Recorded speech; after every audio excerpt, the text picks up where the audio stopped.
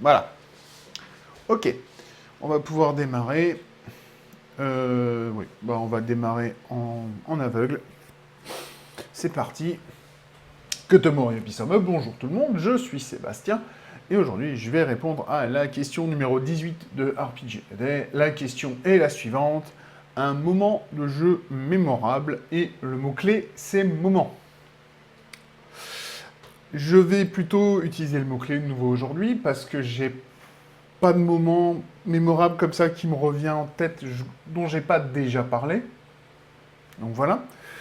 J'en ai pas de nouveaux qui sont revenus. Par contre, pourquoi est-ce que je veux parler du moment? Eh bien, c'est simple. Comment est-ce qu'un moment, justement, va se créer dans le jeu de rôle? Généralement, il y a trois facteurs, je pense. Il y en a un, c'est lié à l'aléatoire. Donc, c'est les jets de dés, les tirages de cartes et tout ça, qui vont générer des moments parce que vous allez faire des enchaînements de choses complètement improbables. Et ça va générer des moments, sans aucun souci. Hein. Il y a des gens qui vont se rappeler de ces moments-là quand vous allez déboîter le boss final de l'histoire et que vous avez galéré pour le atteindre, mais au moment où vous l'atteignez, vous pap, 3 critiques, il est par terre. Ça va faire un moment, ou bien l'inverse, vous vous retrouvez sur un combat qui aurait dû être complètement simple, mais par une suite de très mauvais jets de dés, vous avez des morts, des blessés, où vous êtes obligé de fuir, ou bien encore sur certains tests de compétences qui orientent le jeu, même si, je vous l'ai déjà dit, et je pense que c'est maintenant connu que on ne met pas en jeu la survie de son scénario sur un jet de dés.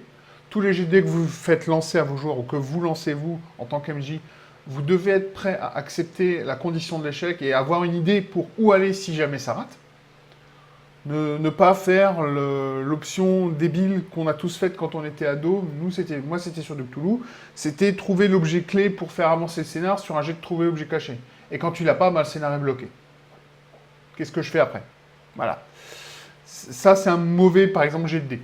On donne l'indice et on laisse les joueurs se battre avec. Et si les joueurs ne comprennent pas l'indice, c'est là que vous faites venir l'intelligence du personnage, puisque le gros problème, c'est d'ailleurs, je suis surpris qu'il n'y ait pas eu cette discussion-là dans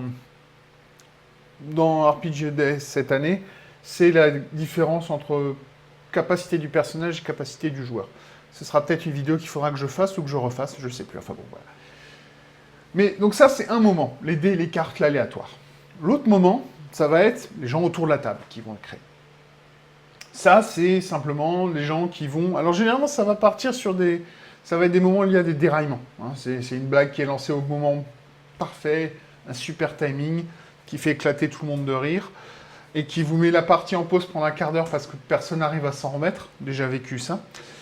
Il y a aussi les moments où les joueurs vont avoir une super idée et vont complètement réussir à prendre au rebond le plan que vous aviez pour ce scénario et les emmener vers un endroit complètement génial et qui va créer vraiment un moment mémorable et que vos joueurs vont se rappeler et vont rediscuter s'ils ont l'occasion de le faire. Donc voilà, et le troisième, ben, ça va être votre histoire, parce que quand même, on est MJ, on se casse les pieds à raconter une histoire et des fois à bien développer l'histoire, et il y a des moments dans l'histoire qui vont aussi marquer vos joueurs. Une trahison bien apportée peut très bien marcher, une révélation bien préparée aussi peut bien marcher. Et généralement, pour réussir ces moments-là, en tant qu'MJ, en fait, vous devez lancer, alors non pas lancer des accroches, ça n'a rien à voir, mais vous devez lancer des signes à vos coureurs de choses que vous préparez à faire. Alors, le problème, c'est qu'il faut réussir à être suffisamment subtil pour que les joueurs ne l'attrapent pas tout de suite. Bon, s'ils l'attrapent, c'est pas trop grave d'ailleurs. Parce que les joueurs peuvent le savoir sans que les personnages le sachent. Pareil, séparation personnage-joueur, c'est important des fois. Et d'ailleurs, ça m'a beaucoup amusé, moi, en tant que joueur, que j'avais compris ce qui allait arriver bien avant mon personnage. Et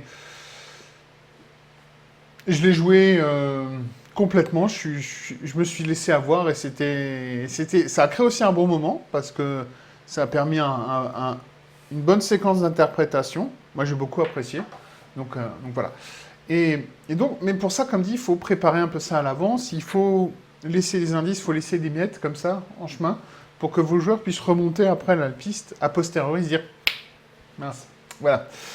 Et je pense que c'est comme ça que vous arriverez à créer un moment, comme au moment un moment secret dans le JDR. Voilà. Je pense que j'en ai fait le tour. Je vois pas trop quoi dire de plus là-dessus, donc je vais passer à la suite, donc au thème du jour, avec la quête qui va bien. Alors, le thème du jour, aujourd'hui, c'est Curse, malédiction. Je vais passer sur ma caméra toute pourrie qui est pas du tout installée correctement. Génial. On va enlever les micros. Voilà. Et on va tirer un dé.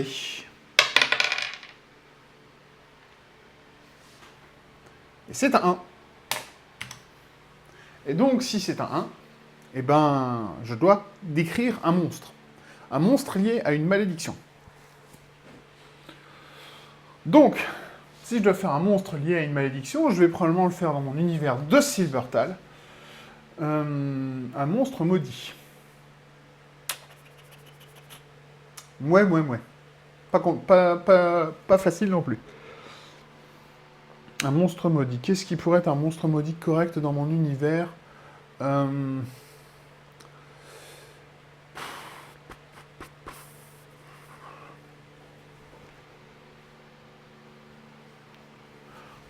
Un monstre maudit classique qui marche bien, c'est... Je vous avais dit, hein, dans mon univers, il y a une invasion, en fait, la guerre entre les anges et les démons qui déborde dans notre monde, parce que c'est le hub, le nexus, le lien qui connecte tous les autres... Le lieu qui connecte, pardon, tous les autres plans. Et des humains ont été influencés, manipulés, trompés, voire certains l'ont fait volontairement, mais se sont alliés avec des anges et les démons. Et forcément, il y en a qui vont, plutôt je pense du côté des démons, qui vont essayer de les arnaquer, qui vont essayer d'arnaquer les démons. Et les démons, ben, quand ils n'aiment pas se faire arnaquer, enfin, personne n'aime. Et donc, il y a forcément un moment, un jour, quelqu'un qui va essayer d'arnaquer un démon et qui va se faire prendre, qui va pas y arriver, qui va pas être assez malin. Et à ce moment-là, eh ben, il va se faire maudire. Mais il va se faire maudire à quoi? Parce que c'est ça la grande question. Sa malédiction.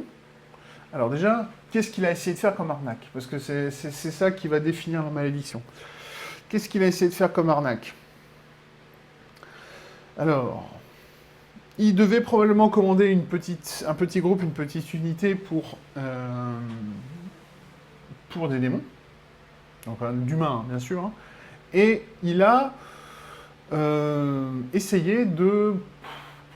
Il a essayé de, on va dire, sortir des armes. Simplement sortir des armes de la réserve d'armes des démons.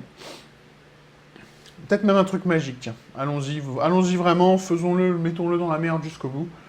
Et faisons-le voler de la magie. Il a volé de la magie, il a volé un tome.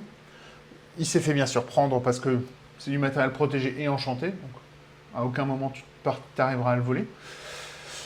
Et il s'est fait prendre, et vu qu'il voulait apprendre la magie, et ben sa malédiction a été de, ben, puisque tu veux avoir des bouquins de magie et tu veux les prendre, et ben je vais te donner le droit d'être à côté de nos livres de magie, et tu vas... Paf, le mec a été transformé en une des statues qui défend la bibliothèque des démons à l'arrière. Ou bien, même, carrément, c'est simplement un... J'aime bien l'idée de le transformer en statue, on va le garder, mais qui peut redevenir humain sur un mot de pouvoir, sur un mot de commande. Et à ce moment-là, il devient un serviteur complètement... qui n'arrivera jamais à remettre, puisqu'il est tenu magiquement, il n'arrivera jamais à remettre en cause les ordres de son maître.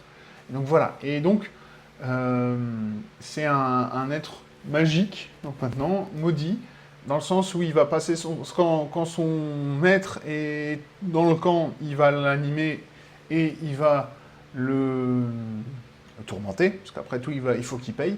Et quand il n'est pas là ou quand il part en mission, il le transforme en statue.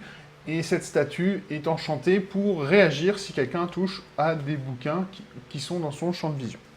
Voilà. Et je pense qu'avec ça, ça fait un monstre intéressant parce que bah, c'est pas vraiment un monstre décérébré, c'est un monstre sentient, c'est un monstre intelligent et qui peut mettre mes joueurs devant un problème bien intéressant. Donc je vais le garder, je vais le mettre au chaud, là-dedans, et on va voir si on pourra le réutiliser ou le développer plus tard. En tout cas, cette vidéo est maintenant terminée. Je vous remercie de votre attention. Comme d'habitude, je vous souhaite de trouver ce qui vous rend heureux. Et en attendant ma prochaine vidéo, je vous dis simplement à demain, ou plutôt comme on dit chez moi, Bismillah.